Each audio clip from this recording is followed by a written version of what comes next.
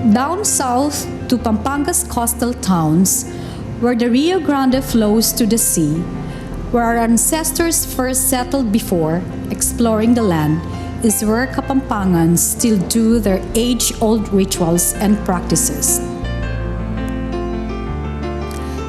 The Kuraldal and Libad Bangka are reflective of the colorful religious facet of Kapampangan culture, where piety and gaiety, where the sacred and the profane blend seamlessly. Kapampangans are not only popular for their cooking prowess, they are also known for their religiosity. Proof of this is their unwavering faith in the divine, under the most trying circumstances, and the province-wide devotion to a canonically crowned Virgen de los Remedios. Sundays and holidays find the churches brimming with people. The religious facet of Kapampangan culture is as colorful and as flavorful as bringi, the province's favorite dish flavored with turmeric, which is a mainstay in every gathering or party. A Kapampangan who is confronted with a seemingly hopeless situations is bound to get a seemingly simple piece of advice. Kuraldal ka Sasmuan or makipaglibad ka kang Apung Iru.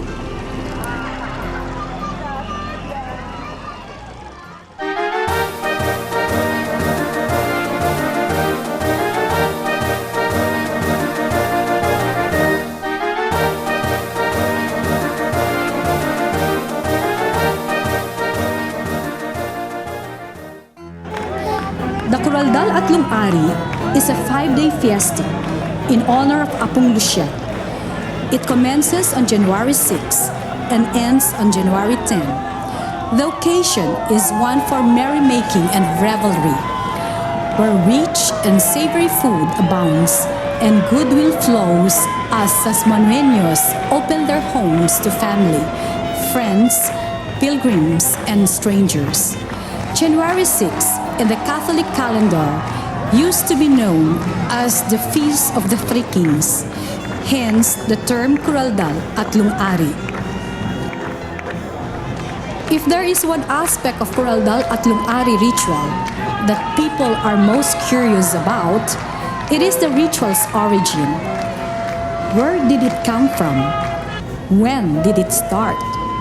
Sasmuaneños and devotees have already answered to this. Disnan minemo yan.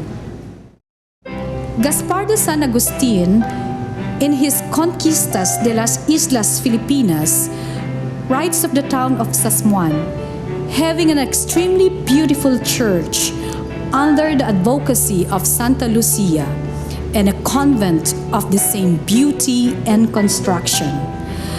The town's first parish priest was Father Pedro de Zuniga, OSA, a priest from Seville who was later martyred in Nagasaki, Japan, for preaching the Catholic faith.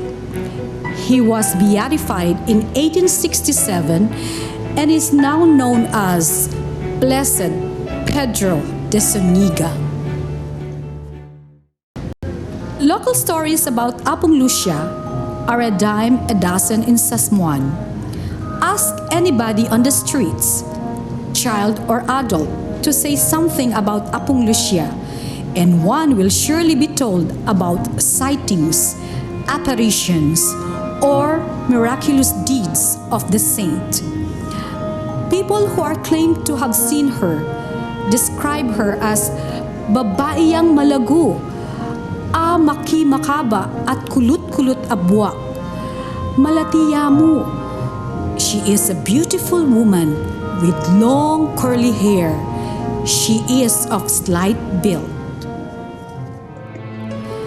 Kuraldal Atlung Ari ends after 5 days of merriment and revelry. People come home feeling light, out of a spiritual high which may last from a few hours to a few days. For the Sasmuan folks, though, the devotion never ends. As the people are wont to say, mapalad yaing Sasmuan, ing kapanawalan king relihiyon at kang Apung Lucia, milalako ita. Sasmuan is blessed. The people's faith in Apung Lucia and in their religion endures forever.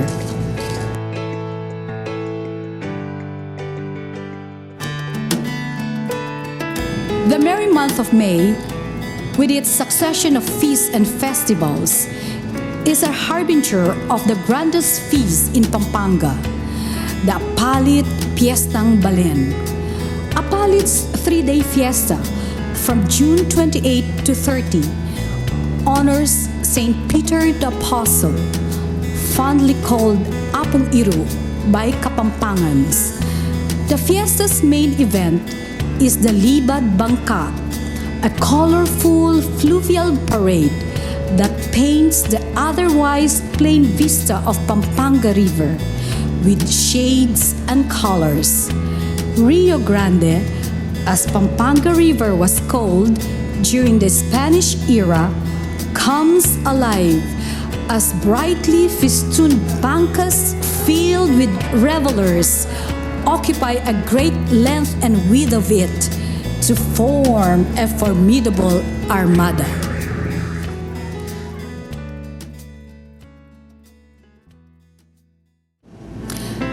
Traditions has it that the first Libad Bangka was organized by Don Pedro Armayan Spiritu I Macam in 1844. Don Pedro was believed to have acquired the image from his aunt, Doña Maxima Santos, before 1840, in exchange of a parcel of land in Apalit. On the other hand, researchers and scholars trace the Libad Bangka's origin back to pre-Christian, pre-colonial times, when natives believed in river deities. The Libad was regarded as a way of appeasing a temperamental river deity who, before it came to be replaced by Apung Iru, was visualized as a gigantic crocodile that supported the earth on its back. To the present-day devotees, the Libad Bangka is a ritual that has been performed since time immemorial.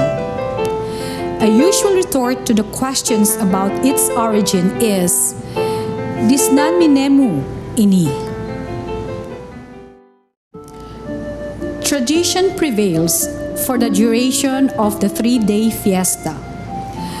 Devotees and revelers get their fill of activities meant to show their devotion to Apung Iru. They bathe in river, douse each other with water, and wave branches and leaves of guava trees as Apung Iru's image passes by. Apalit folks have an almost childlike allegiance to the Libad Bangka ritual. Even from the halfway around the world, they take time to fulfill their tradition, for this is believed to bring forth blessings. Apalit folks claim that their devotion to Apung Iru is not only about rituals and revelry. It is a devotion that has bore fruits in the aspects of service and formation. The parish established a program for the marginalized in their midst, the care for the sick, the elderly, the lost, the dying, and the dead is something that gives hope and opens doors and opportunities for people to share and be cared for. Mi papagmasabal kami, mi papagmalasakit, at sisiguraduan ming alang milelele, ing lugod mi kang Apung Iru, mililikas siya karing tao. We care for each other, we show our concern for others, and we ensure that nobody is cast aside. Our love for Apung Iru radiates towards others. The Kuraldal Atlung Ari and the Libad Bangka are popular among cultural circles, not as religious rituals, but as folk festivals. It is the Pialben aspect that is given more prominence over the meanings inherent in this. Among those considered as folk festivals are the Aguman Sanduk in Minalin, the Ligligan Parul of City of San Fernando, the Lubenas of Angeles City, the Sabat Santa Cruzan, and the Batalya. As the case studies show, beyond the revelry and the festivity is a host of meanings hidden deep in the people's mind, implied and expressed through their actions and utterances. The act of dancing is not just about rhythmic body movements.